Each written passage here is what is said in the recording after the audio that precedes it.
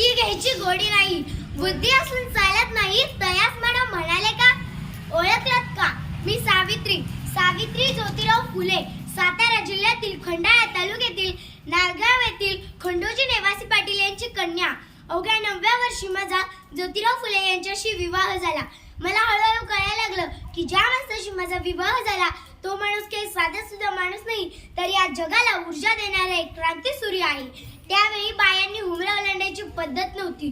स्त्री पुरुष उच्च नीच असे लय भेदभाव होते, पण या सर्वांवर एकच उपाय होता, ते म्हणजे शिक्षण.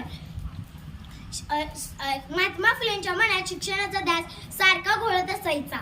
महात्मा फुले एकदा शिक्षणाचा प्रसार करत असताना फरॅड नावाच्या ब्रिटिश मॅडम त्यांना म्हणाल्या, मिस्टर फुले, तुम्हाला शिक्षणाचा प्रसार करायचा आहे ना, so educated woman first, because if you woman educated the one house educated. पण तुम्ही माणसं तर वुमनला घराच्या बाहेरच पडून देत नाहीत. सो बॅड मिस्टर फुले, सो बॅड. झालं. ते आले की माझ्याकडे आणि मला म्हणाले, सावित्री, आजपासून म्या तुला शिकवणार. झालं की माझा अभ्यास सुरू. काना, मात्रा, वेलांटी, आकार, उकार, बेट के बे, बेदून चार, बेत्रिक सहा, हाच माझा अभ्यास. मी लिहायला शिकले, वाचायला शिकले आणि काव्य रचायलाही शिकले. आणि अशातच आम्ही 1 जानेवारी 1848 मध्ये पुण्यात भिलवाडा येथे मुलींची पहिली शाळा उभारली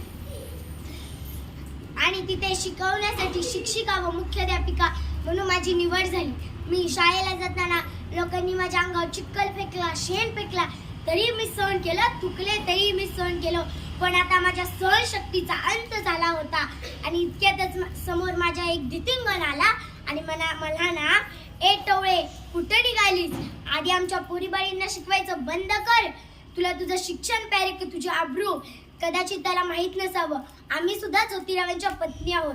आशी घेतली आणि सांड किरणा दिली आणि सांगून ठेवलं, आज आलायस, थोबाड फोडलंय, उद्या आलास तर तुझ्या रक्ताने ही धरती रंगवेल.